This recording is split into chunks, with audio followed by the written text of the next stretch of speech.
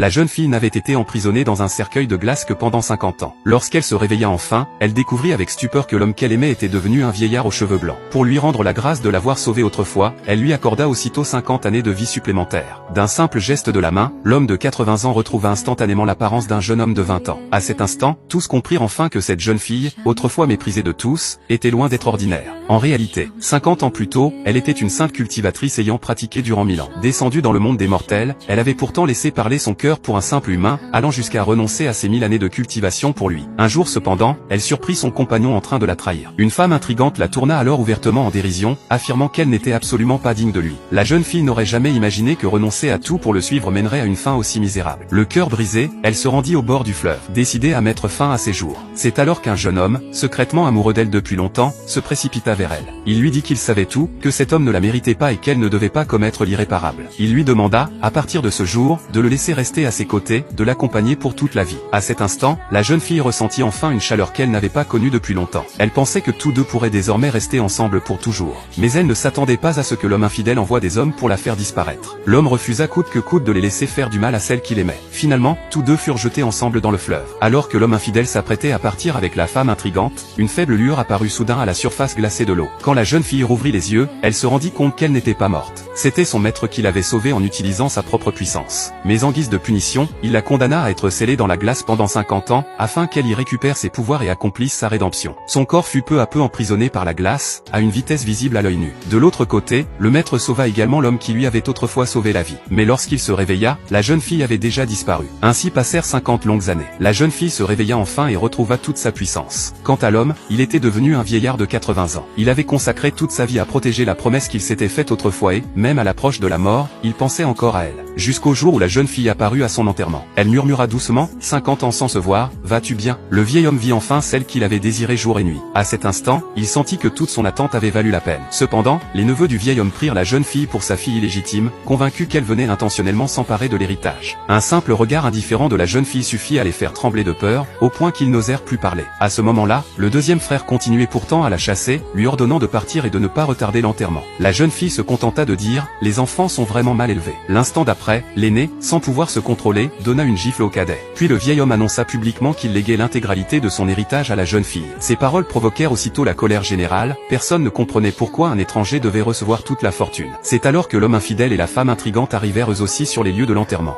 D'un seul regard, la jeune fille reconnut leurs visages odieux et décida de régler enfin les comptes du passé. Mais eux continuaient à se moquer, disant que la mort obscure de la jeune fille à l'époque était encore risible aujourd'hui. À cet instant, la jeune fille se retourna. La scène les fit aussitôt sursauter de frayeur. À leurs yeux, même si elle avait survécu, ils